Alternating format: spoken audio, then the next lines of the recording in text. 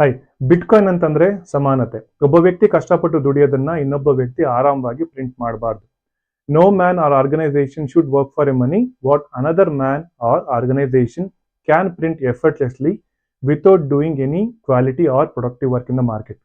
ಪ್ರತಿದಿನ ಮಾರ್ಕೆಟ್ ಅಲ್ಲಿ ಯಾವುದೇ ರೀತಿ ಕ್ವಾಲಿಟಿ ಗೂಡ್ಸ್ ಅಂಡ್ ಸರ್ವಿಸಸ್ ನ ಕೊಡದಲೆ, ಕಷ್ಟಪಟ್ಟು ದುಡಿದಲೆ ಒಬ್ಬ ವ್ಯಕ್ತಿ ಅಥವಾ ಆರ್ಗನೈಸೇಷನ್ಗೆ ಮಾನಿಟರಿ ವ್ಯಾಲ್ಯೂ ಬರ್ತಾ ಇದೆ ಅಂತಂದ್ರೆ ಇಟ್ಸ್ ಅ ಪೊನ್ಸಿ ಸ್ಕೀಮ್. ಎಸ್ಪೆಷಲಿ ಈ ಒಂದು ಸಮಾಜದಲ್ಲಿ ಬಡ ಮತ್ತು ಮಧ್ಯಮ ವರ್ಗದರಾದ ನಾವು ಪ್ರತಿದಿನ ಬೆಳಿಗ್ಗೆಯಿಂದ ಸಂಜೆವರೆಗೂ ಕೂಡ ಕ್ವಾಲಿಟಿ ಗೂಡ್ಸ್ ಅಂಡ್ ಸರ್ವಿಸಸ್ ನ ಕೊಡ್ತಾ ಇದ್ದೀವಿ. ಅದು ವೈಯಕ್ತಿಕವಾಗಿ ಅವರವರ ಕುಟುಂಬದಲ್ಲಿ ಏನೇ ಸಮಸ್ಯೆ ಇದ್ರೂ ಕೂಡ.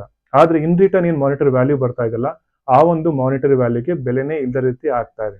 ಯಾಕೆಂತಂದ್ರೆ ಇದಕ್ಕೆ ಮೂಲ ಕಾರಣ ಪೇಪರ್ ಕರೆನ್ಸಿ.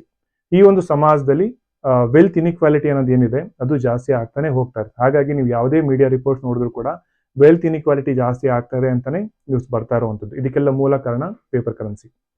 ಹಾಗಾಗಿ ಇದಕ್ಕೆ ಸೊಲ್ಯೂಷನ್ ಏನಂತಂದ್ರೆ, ನಾವು ಸಂವಿಧಾನದಲ್ಲಿ all are equal before the ಲಾ ಅಂತ ಏನು ಬರೆದು ಅದನ್ನು ಅಳವಡಿಸ್ಕೊಂಡಿದೀವಿ, ಹಣದ ವಿಚಾರದಲ್ಲೂ ಕೂಡ all are equal before the ಮನಿ ಅಂತಾನೆ ಅಳವಡಿಸ್ಕೊಬೇಕಾಗ್ತದೆ. ಇದನ್ನ ಚಿನ್ನ ಮತ್ತು ಬಿಟ್ಕಾಯಿನ್ ಅಲ್ಲಿ ಮಾತ್ರ ನಾವೊಂದು ಸಮಾನತೆಯನ್ನ ನೋಡೋದಕ್ಕೆ ಸಾಧ್ಯ ಆಗುವಂಥದ್ದು. ಈ ಒಂದು ಪೇಪರ್ ಕರೆನ್ಸಿಲಿ ಅಸಮಾನತೆ, ವೆಲ್ತ್ ಇನ್ಇಕ್ವಾಲಿಟಿ, ಬಡ ಮತ್ತು ಮಧ್ಯಮ ವರ್ಗದ ನೀವು ಕಷ್ಟಪಟ್ಟು ದುಡಿತಾನೆ ಇರಿ, ನಿಮ್ಮ ಹತ್ರ ಇರ್ತಕ್ಕಂಥ ಮಾನಿಟರಿ ವ್ಯಾಲ್ಯೂನ ಎಕ್ಸ್ಟ್ರಾಕ್ಟ್ ಮಾಡ್ಕೊಂಡೇ ಹೋಗ್ತಾನೆ ಇರ್ತೀವಿ ಅಂತ ಹೇಳಿ ಈ ಒಂದು ಪೇಪರ್ ಕರೆನ್ಸಿಲಿ ಆಕ್ಚುಲಿ ಪೇಪರ್ ಕರೆನ್ಸಿ ವರ್ಕ್ ಆಗೋದೇ ಹಾಗೆ. ಹಾಗಾಗಿ ದ ವೆಲ್ತ್ ಇನ್ಇಕ್ವಾಲಿಟಿನ ಹೋಗ್ಲಾಡಿಸ್ಬೇಕು, ಸಮಾನತೆ ಬರಬೇಕು.